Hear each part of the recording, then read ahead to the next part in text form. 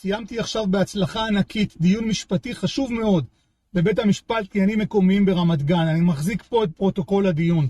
תיק תכנון ובנייה מורכב מאוד שעסק בצו הפסקת עבודה מנהלי שהוצא נגד לקוחות משרדי. אלה רכשו בית קרקע וביצעו בו גם עבודות ללא היתר, למרות שביקשו היתר. העבודות בוצעו בתום לב, מתוך טעות, לא מתוך זלזול חלילה בחוק.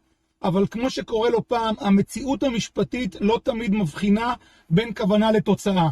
ולקוחותיי היו צפויים לנזקים כבדים שהצלחתי למנוע. בדיוק כאן נכנס התפקיד שלי כעורך דין.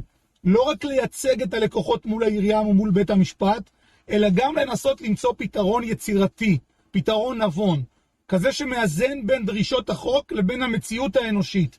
הוא מגלה אנושיות, רחמים וצדק.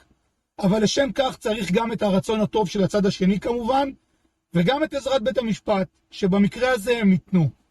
לאחר ניהול נכון ונבון של ההליך, שיח מקצועי ענייני מול התביעה ומול הפיקוח העירוני, והצגת הדברים בצורה מדויקת, הצלחנו להגיע גם בעזרת בית המשפט הנכבד לפתרון יצירתי, מידתי, סביר, הוגן, ובעיקר כזה שמונע נזקים כבדים מהלקוחות שלי.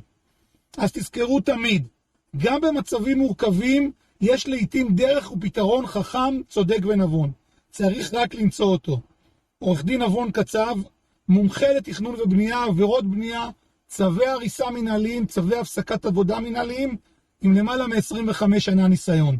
אז אם אתם צריכים אותי, הטלפון שלי כאן למטה. המשך יום טוב וחג ל"ג בעומר שמח.